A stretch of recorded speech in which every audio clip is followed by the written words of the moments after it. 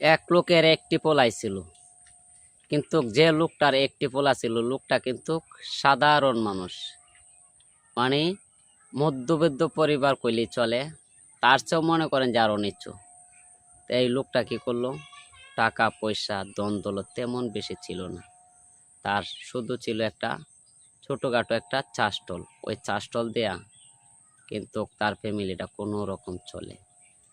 চলার পর তার পোলা একদিন তাকে বলতেছে, বাবা আমাকে কিছু টাকা দেওয়া লাগবে, আমার একটা ফোন কেনা লাগবে। তারপর তার বাবা বলল, বাবা দেখো আমরা তো কোনো রকম খালি সংসারটা চলে, তো তোমাকে টাকা কোথায় থেকে দেব? আমি এগুলো বুঝি না, আমাকে টাকা দিতে হবে, যে তোমার টাকা দেওয়া লাগবে, টাকা না দিলে হবে না। তারপর আর তার বাবা আর কি করবো, 10,000 টাকা ছিল তার বাবার হাতে, পরে 10,000 টাকা দিছে। দেওয়ার পরে পোলাই কি করলো, বলতেছে যে বাবাকে, আমার সাথে কি তুমি মস্কারা করো? 10,000 টাকা দিছো, 10,000 টাকাটা কি আইফোন কিনা যা? তুমি আমার সাথে মস্কারা করো না?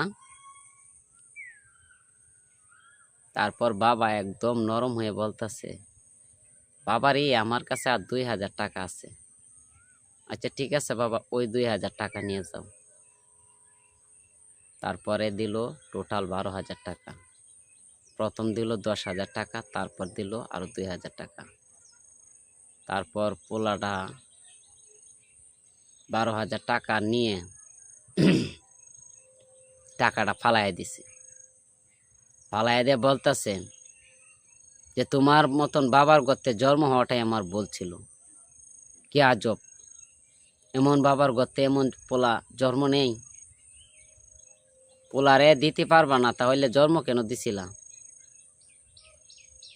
বাবার কোনো কিছুই বলে না, মাথাটা নিচু